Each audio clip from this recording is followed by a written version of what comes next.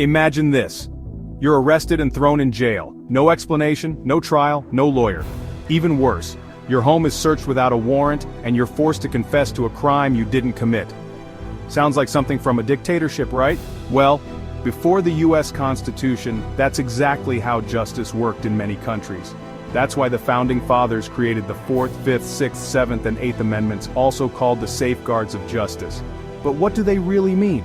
And how do they still protect your rights today? Stick around because we're breaking down these 5 crucial amendments, how they were created, what they mean for you, and some surprising facts you didn't know. The 4th Amendment, protection against unreasonable searches and seizures. Before the American Revolution, British soldiers could search anyone's home, business, or ship, for any reason. They used writs of assistance, basically blank search warrants that gave them unlimited power to invade privacy. Colonists were outraged because they had no legal way to fight back against these intrusions. James Otis, a Boston lawyer, gave a fiery speech against these searches, calling them the worst instrument of arbitrary power. The Founding Fathers agreed, and that's how we got the 4th Amendment. The 4th Amendment includes the Search and Seizure Clause, which is the right of the people to be secure against unreasonable searches and seizures. The government needs a warrant before searching your property. Warrants must be specific.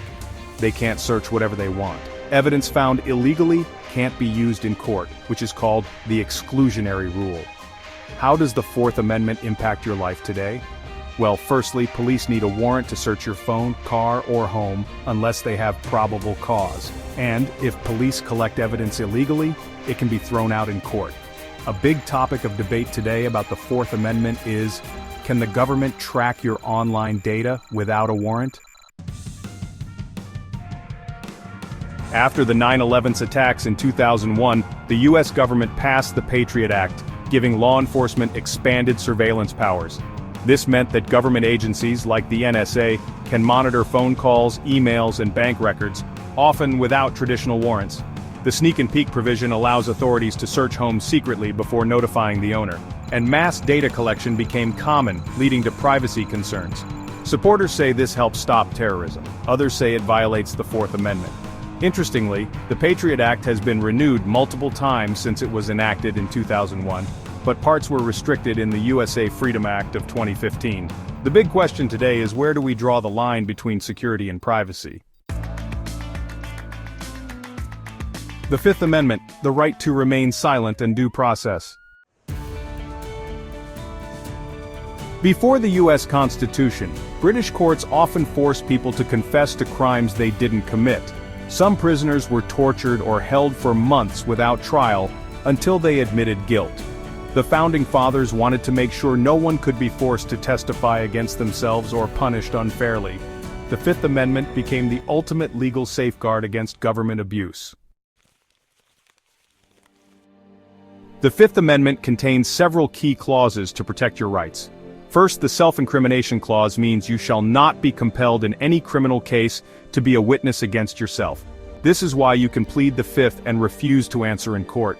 The police must remind you of this right. It's part of what's called your Miranda rights. Second, the double jeopardy clause means you can't be tried twice for the same crime. If you're found not guilty, the government can't charge you again. Third, the due process clause means the government must follow fair legal procedures before punishing anyone. This protects people from unfair arrests, trials, and sentences. Finally, the takings clause protects you from the government taking your private property for public use without just compensation. Essentially, if the government takes your property, like land for a highway, they have to pay you for it. How does the 5th Amendment impact you today? Police must read you your rights before questioning you, established as Miranda rights in the case of Miranda v. Arizona of 1966. You can't be forced to confess, even if you're arrested. And if you win a trial, you can't be retried for the same crime. However, this only applies to criminal court. Did you know that O.J. Simpson was found not guilty in his high-profile criminal case but still lost in a civil lawsuit? That's because double jeopardy only applies to criminal cases, not civil lawsuits. The 6th Amendment, the right to a fair and speedy trial. Let's look at how the 6th Amendment was developed. Before the Revolution, British courts often kept people in jail for years before trial. Some trials were secret, and defendants weren't even told what they were accused of. The founders believed every accused person should have a fair and open trial.